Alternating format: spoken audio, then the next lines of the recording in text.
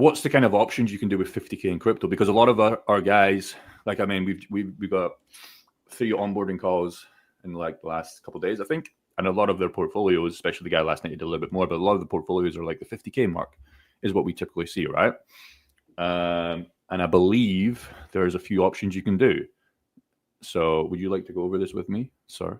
Yeah, you start on ahead, man. All right, chime in anytime you want. So I was making this video, and I think this video is very important because if you do have 50K in crypto, that is kind of, I think in my opinion, that's the kind of break-off point where like you can either make it or fucking lose it. 50K is enough for you to do well, like really fucking well in a bull run. But if you lose 50K, it would fucking suck to rebuild again, especially in your 9-to-5 job, because it would take a lot of time. I think we said last time on the stream the average income in your country was what?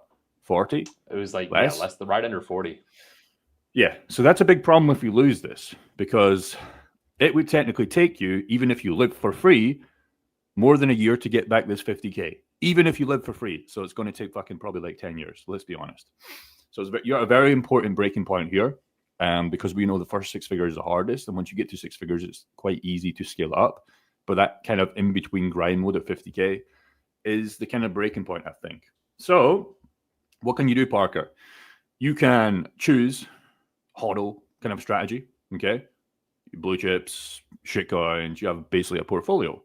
You can trade, you can use LP pools, and you can lend. I would like for you to touch on this one because this is not something I'm experienced on, lending. I know you are. That's not something I do, but that was something I wanted to put in. So, Parker, your opinion, what does somebody do at this time with 50K of all of these options he has to equal potential profits? You want a breakdown of my favorite or of each single one? If I was Parker Ray.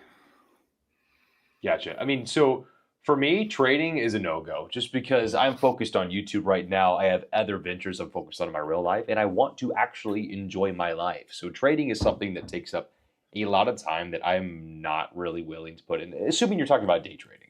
Taking profits once in a while off your long-term bags, never a bad thing. You can lend those out, make some money, wait for a dip like we just had, and then you're no longer scared of those opportunities. You actually can take advantage of them. Your camera is actually in the way of the far right one. I was trying to read what that was, Jake. Can you scroll everything down? It's like, there we go, lending, okay. Gotcha. You can center it again. With 50,000, more options open up for you. You don't have to go just for liquidity pools. You don't have to have a HODL bag. You can really play the best of both worlds via lending. And how you would do that is you take your long-term bags, you're able to HODL them, lend them out, earn an APR, borrow and leverage against them, and then use that as a business loan to open pools and make it $3,000, $5,000, $10,000 a month. It's a combination of everything. Yeah. In an ideal scenario, what I wrote down here is obviously in the HODL way. You wait and do nothing. Crypto value hopefully appreciates, and you cash out at higher value. Okay, trading, bounce out, and trading is different games, right? You get the 10x leverage guys.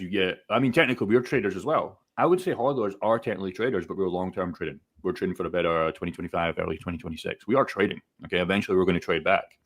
I'm not hodling for 10 years, but even that would be a 10-year trade if I was. Do you know what I mean? With trading, you have to decide if you want to use leverage or not. I would honestly, if you're interested in LP pools and lending, I would honestly say get this one out the way, because once you understand like how less stressed these can be, this is just so stressful, in my opinion. LP pools, obviously, you earning fees, and your goal is to stack more coins. Okay, like if you have Ethereum, XRP, and you want to stack more, you find a pool that does that, and you stack, and you can compound, and you get potential profits. Lending, exactly what you said, is more what Parker does. I have no idea or no interest in doing lending right now, but you did that to buy your car, right? Is that right? Yeah, just arbitraging the interest rate there. So I'm getting paid to have the loan, making money off the loan. So Parker is so fucking rich that he used crypto. What did you do? Talk about it. We didn't talk about this last time. Funny enough, someone today commented on my video talking about this. They said, if you were actually making crazy money, you wouldn't have a Chevy. Talking about the Corvette. They were like, you would have had a McLaren or Lambo.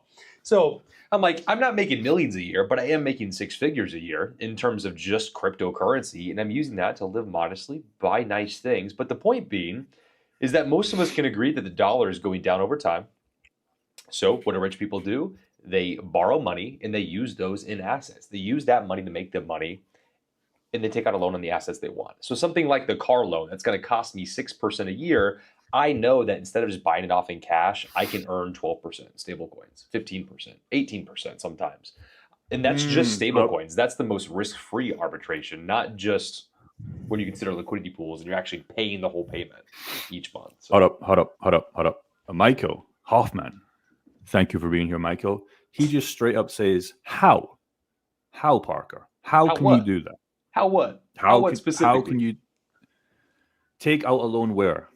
That's what he says. So how can you take out a loan to make this purchase that you did? Where are you going? How do I break it down? Yeah, you want me to take Can the you screen share back? screen? Yeah, Yes, take the sir, screen, I will bro. take it back, brother. Michael, hopefully you get some value from this, and hopefully you're not just a little hater. Okay, don't be one of those guys. Sit down, So, take some value, and hopefully you can do this for your own portfolio.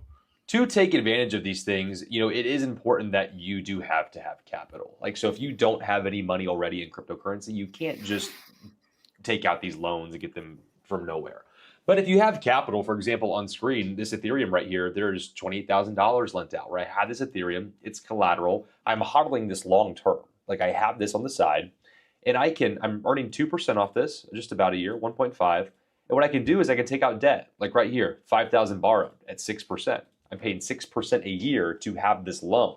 And you can then cash this out to the real world, and you could use it to buy a car. You could use it to pay your medical expenses you might have, or an emergency. Like, I just took a friend to the ER today. If I had to pay for something, I didn't want to cash out, I could borrow stable coins, pay the hospital right then and there, and then pay myself back, pay this loan off at my own convenience.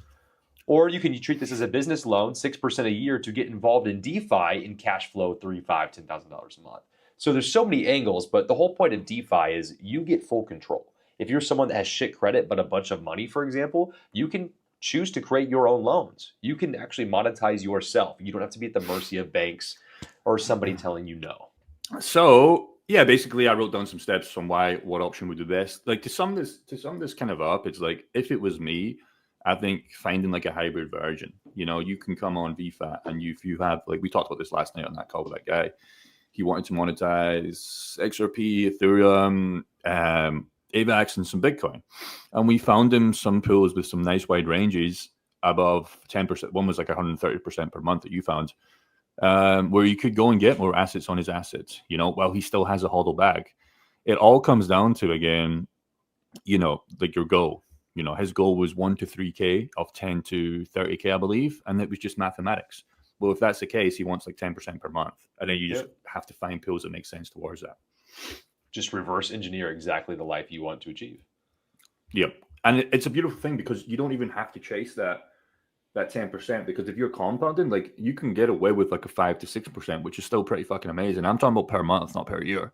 And you start compounding that, your assets are starting to go up, and you're getting more value for the clients you're doing in fees, and it starts to compound like crazy. So it doesn't need to be, I need to find 10%. It has to say 120% on VFA, or I can't do it. No, it doesn't have to be that. It can say 70, 80. It can say 50, 60.